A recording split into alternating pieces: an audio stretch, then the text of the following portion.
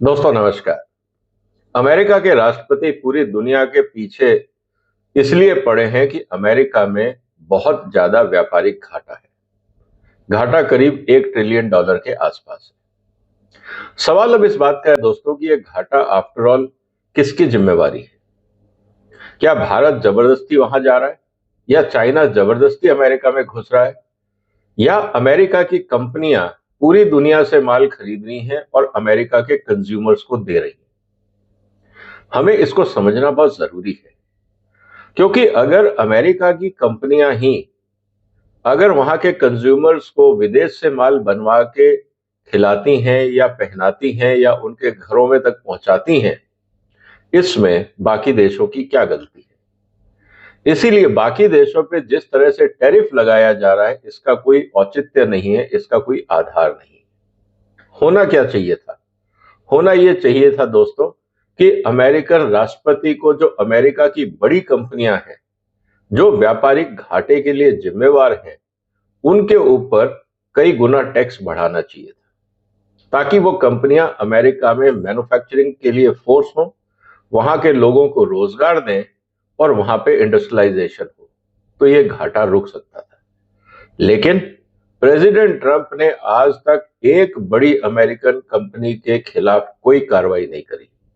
कारण बहुत सिंपल है कि प्रेसिडेंट ट्रंप खुद एक बिजनेसमैन है और हो सकता है इन सभी बड़ी कंपनियों में उनकी कोई ना कोई शेयर होल्डिंग हो या व्यापारिक हित हो। इसीलिए उन्होंने पूरा का पूरा फोकस उन देशों पे कर दिया और उन लोगों पे कर दिया जिन्होंने अपनी मेहनत से अपने अपने देश की इकोनॉमी को बिल्ड किया है।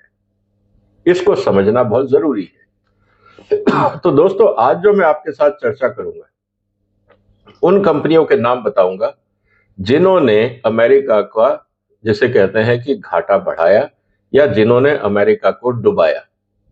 जैसा भी चाहे आप उस बात को समझ सकते हैं। ये 10 कंपनियां कौन हैं, ये क्या करती हैं और कितने घाटे के लिए जिम्मेवार हैं, इसकी चर्चा मैं करूंगा। इसलिए इस वीडियो को अंत तक देखिएगा। ये सब 10 कंपनियां क्या करती हैं, कितना घाटा करती हैं और कैसे इससे प्रेसिडेंट ट्रंप के ऊपर कार्रवाई होनी चाहिए कि उन्होंने गलत जगह पे कार्रवाई करी, देशों को तंग किया, जबकि उनको अपनी ही कंपनियों को संभालना चाहिए था। दोस्तों, शुरुआत करते हैं। सबसे पहले 10 नंबर पे जो कंपनी आती है उसका नाम है लोवे। ये करीब $20 बिलियन का आयात करती है। और ये क्या आयात करती है? वहां पे जो भी घरों में सामान लगते हैं, जैसे आप लकड़ी का सामान, बिजली का सामान, बाकी जो फर्निशिंग के काम आती है चीजें, ये सब चीजें ये चाइना, वियतनाम, ताइवान, सब जगह इन्होंने अपनी फैक्ट्रियां लगाई हैं और वहां से खरीद के ये अमेरिका लाती हैं। इन्होंने अमेरिका में फैक्ट्रियां नहीं लगाई हैं। सवाल इस बात का है कि ऐसा क्यों? क्या अमेरिका का कानून खराब है, या वहां पे स्किल नहीं है? ऐसा क्या कारण है जिसके कारण इनको ये सब करना पड़ा? ये बहुत इंपॉर्टेंट बात है जिसको समझना जरूरी है।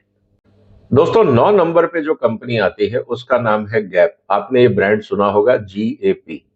ये रेडीमेड कपड़ों के ब्रांड की कंपनी है। ये पूरी दुनिया से कपड़े बनवाते हैं और अपने आउटलेट्स में बेचते हैं। और 100% जो इनका प्रोडक्शन है वो अमेरिका के बाहर है। करीब $23 बिलियन से ज्यादा का ये आयात करते हैं और अमेरिकन कंज्यूमर्स को हर साल ये दुनिया के बने हुए कपड़े पहनाते हैं। अब सवाल इस बात का है कि ये मैन्युफैक्चरिंग अमेरिका में क्यों नहीं हो रही? क्या रॉ मटेरियल नहीं है, स्किल नहीं है? आफ्टर ऑल ऐसा क्या कारण है जिसके कारण रेडीमेड कपड़े अमेरिका में नहीं बन रहे हैं? ट्रंप साहब को इसके बारे में सोचना चाहिए था। दोस्तों, 8 नंबर पे जो कंपनी आती है वो है डेल टेक्नोलॉजीज। आपने डेल के लैपटॉप्स देखे होंगे, मोबाइल्स आते हैं और काफी कंप्यूटर एक्सेसरीज आती हैं। कहने को ये अमेरिकन कंपनी है, लेकिन इनका सारा माल चाइना, मलेशिया, ताइवान में ही बनता है और वहां से जो डेल है वो अपने हिसाब से प्रोडक्ट बनवाती है, अपने स्पेसिफिकेशन से बनवाती है और अमेरिका में ले जाके बेचती है। करीब $25 बिलियन का हर साल ये इंपोर्ट करते हैं अमेरिका में। कहने को डेल अमेरिकन ब्रांड है, लेकिन मैन्युफैक्चरिंग अमेरिका में नहीं होती। इसके बाद जो 7वें नंबर पे कंपनी है दोस्तों, वो है बहुत ही फेमस ब्रांड नाइकी। आपने जूते देखे होंगे, महंगे जूते, लेकिन बनते कहाँ हैं? ये बहुत सस्ते कपड़े और जूते बनवाते हैं चाइना से, वियतनाम से, मेक्सिको से, इंडोनेशिया से। लेकिन प्रीमियम पे बेचते हैं अमेरिकन कंज्यूमर्स को। पूरी दुनिया से प्रोडक्ट बनवा के वहां पे बेचा जाता है। अगर कोई प्रोडक्ट मान लीजिए कि $10 का है, तो उसको ये कंपनियां आसानी से $100, $80, $90 के आसपास बेचती हैं। क्या प्रेसिडेंट ट्रंप को ये नहीं जानकारी लेनी चाहिए थी कि ये कौन से प्रोडक्ट और कौन सी कंपनियां हैं जो इतना आयात कर रही हैं और अमेरिका में नहीं बना रही? क्यों नहीं बना रही? क्या इसकी जांच नहीं होनी चाहिए थी? उन देशों पे टैरिफ लगाना जहां से ये एक्सपोर्ट हो रहे हो और वहां की इंडस्ट्री को डिस्टेबलाइज करना, ये कौन सा लॉजिक था? ये बात समझ में नहीं है।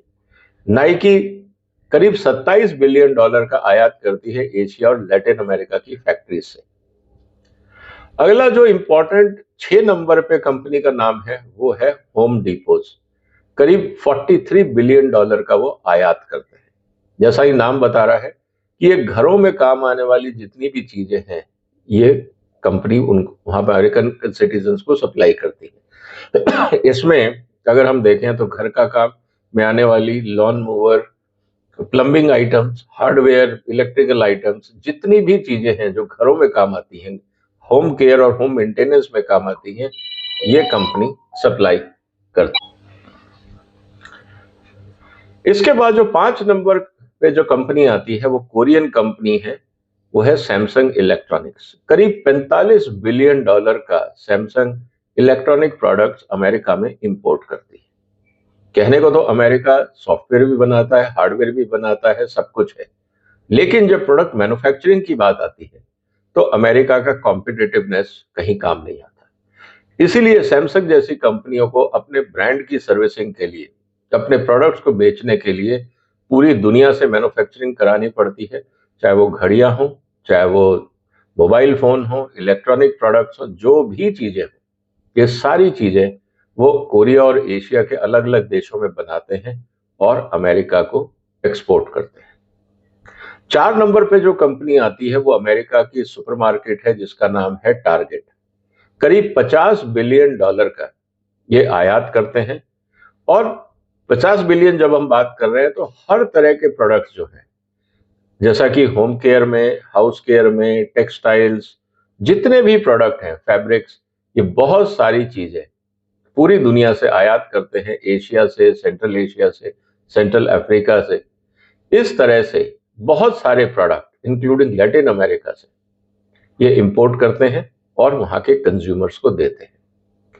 इसके अलावा जो बहुत इंपॉर्टेंट ब्रांड है जिसको लेके अमेरिका हमेशा काफी उत्साहित रहा है कि अमेरिकन ब्रांड है, वो है फोर्ड मोटर्स।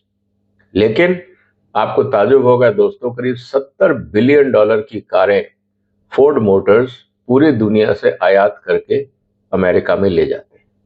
इसका मतलब ये है कि जो ऑटोमोटिव इंडस्ट्री है, जिसको प्रेसिडेंट ट्रंप ने कहा कि मैं ऑटोमोबाइल इंडस्ट्री के बहुत फेवर में हूं, तो सबसे बड़ा सवाल ये है कि ये कंपनियां मैन्युफैक्चरिंग बेस अमेरिका से शिफ्ट करके बाहर क्यों ले गई?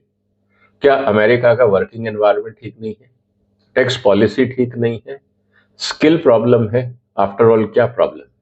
ब्रांड अमेरिका का, मैन्युफैक्चरिंग बाहर, और पूरी दुनिया में ये कह के बेचना कि अमेरिकन ब्रांड और अमेरिकन प्रोडक्ट है, लेकिन बनता तो वो कहीं और है। इसीलिए इस बात को समझना है कि Turkey, Mexico, Thailand, including India, यहां से फोर्ड बनवा के मटेरियल अपने देशों में ले जाते थे। अब क्या हुआ? ट्रंप ने टैरिफ लगाया, लेकिन टैरिफ किस पे लगाया? देशों पे लगाया, क्योंकि हम एक्सपोर्ट ना कर सके।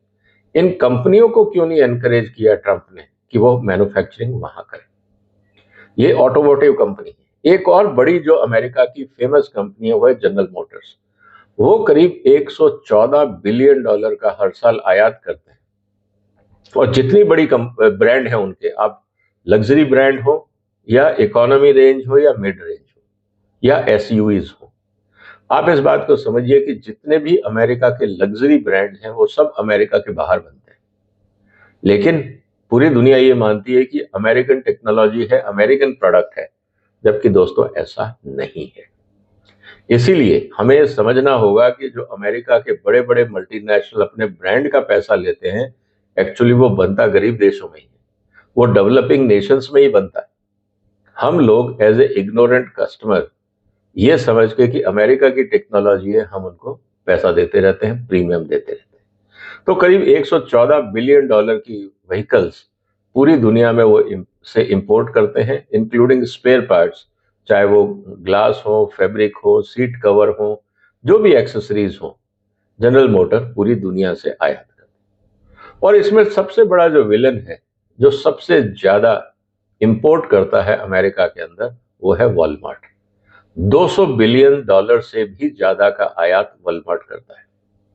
जब 200 बिलियन डॉलर का आप आयात करोगे और हर छोटी बड़ी चीज, आपने अगर वॉलमार्ट देखा हो और नहीं देखा तो आप ये मान के चल लीजिए कि हर छोटी बड़ी चीज वॉलमार्ट पूरी दुनिया से इंपोर्ट करता है। 200 बिलियन डॉलर से ज्यादा का आयात होता है।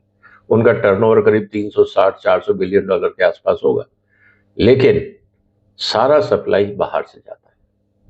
और जिस तरह से ट्रंप ने टैरिफ बढ़ाए हैं, तुरंत वॉलमार्ट ने अपने रेट भी बढ़ा दिए, क्योंकि उनका लोकल बेस बिल्कुल नहीं है।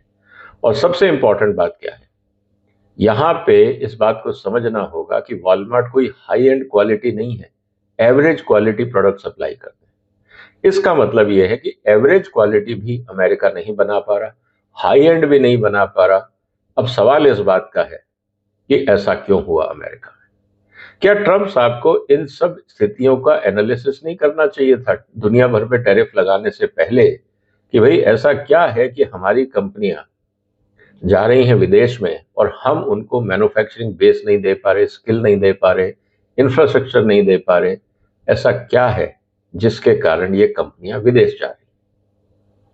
तो दोस्तों, ये 10 कंपनियां मिलके करीब 650 से 700 बिलियन डॉलर का आयात कर रही हैं, और घाटा है वो करीब 1 ट्रिलियन डॉलर का, क्योंकि बाकी जो है वो इंजीनियरिंग गुड्स हैं, टेक्नोलॉजिकल प्रोडक्ट्स हैं, बॉयलर्स हैं, जिसको आप इंडस्ट्रियल गुड्स कह सकते हैं, वो हैं, केमिकल्स हैं।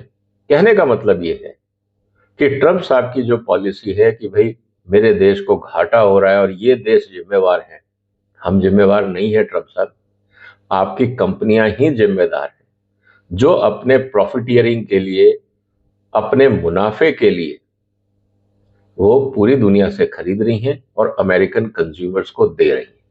अगर अमेरिकन कंपनीज ने अमेरिका में बनाना शुरू कर दिया तो आपके यहाँ महंगाई बहुत बढ़ जाएगी। इस बात को आपको समझना होगा।